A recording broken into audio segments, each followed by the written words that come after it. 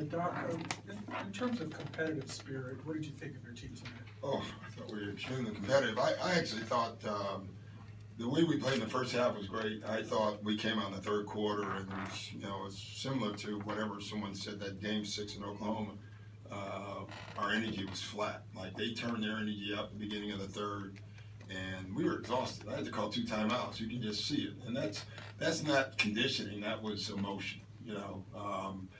And it was tough. Like we did make a run and got back in, but now we're climbing back with a good team. So I like a lot of the things we did tonight. I thought we lost our spirit a little bit in one stretch when they started making just great shots, which we could live with.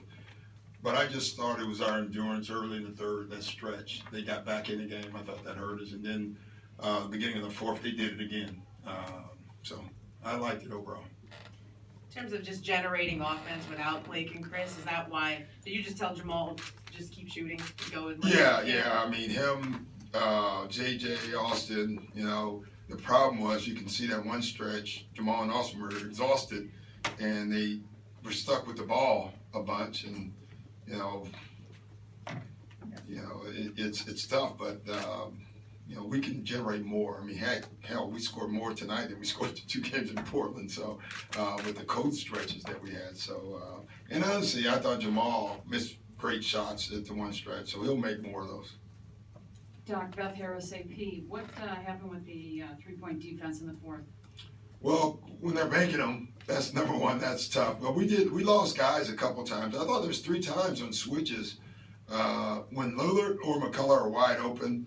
Clearly, we did something wrong defensively, and it was communication. Those should never happen. Never happen. Jay, on ESPN, Doc, you alluded to emotional fatigue. What led to that? They wanted to win. They were just up, and sometimes you get up too much. They heard the same thing that you guys said. For 48 hours, hard game. Can they win? So I liked the emotion, but I just didn't think they didn't sustain it. Like the pace we played at in the first half was terrific.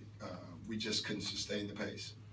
Dan, like you, Orange County Register, how do you figure that out for games? Oh, we'll be better. You're always better the second time anyway, so that's not going to be an issue. Ben Balch, LA Times. Doc, Blake wasn't there. Did he undergo some kind of procedure that kept him from being? Blake was here. He was. Yeah. He was in the back. Yeah, he was in the back. Right. Did he have some kind of procedure?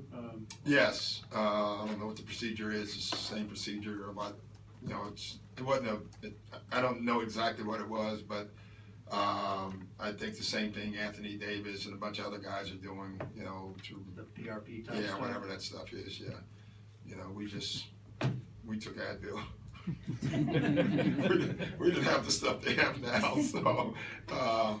But that's what he did. The same. Did Chris and Blake talk to the team either like before or during the game? Yeah, they both ran at halftime.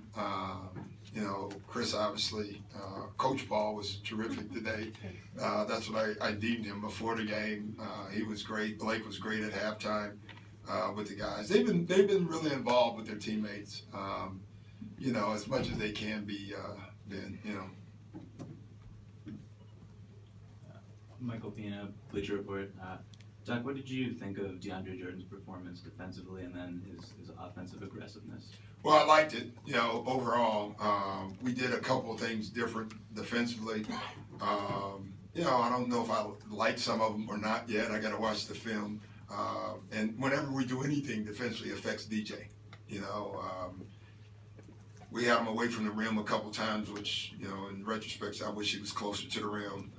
He was switching on guards a little bit more, which I thought created confusion more in the first half. The danger with that for us is it makes DJ do a lot of stuff.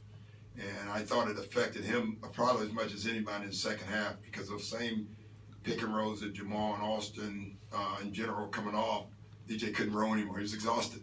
And so they were able to double team our guards. So I got to figure out a better way of preserving DJ because his energy for us is key to us being successful. Yeah, Doc, Steve Springer, USA Today. Could you talk a little bit about starting Paul Pierce? Yeah, we just went with it, you know, Paul didn't have a great game tonight, obviously, but, we thought being a veteran, it was the right thing. We wanted to start with shooting on the floor, which I thought even though he didn't make shots, I thought the spacing was effective for us. So, you know, it was okay. Got 2 more questions, guys?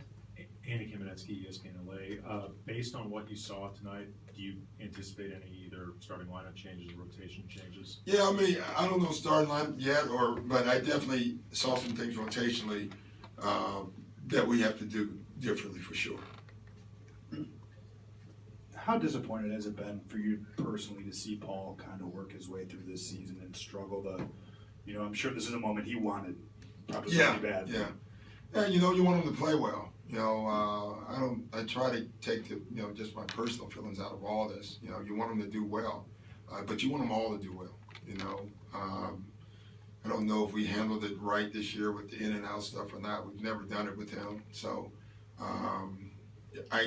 You know, it's funny, you see him in practice, you know it's there at times, you know, you just don't know when, so. We don't get to watch practice. What do you see? I see him scoring, I see him playing with better rhythm, you know, but I think this has been hard for him too, and you know, it's not just on Paul, it's on us, you know, find a better use for him, you know, in my opinion. He's never been like the 4th, 5th, 6th option, you know, when you got the scores that we had, and I think that's had to have some kind of impact on him, you know, to be honest. Thanks, guys. Thanks, guys.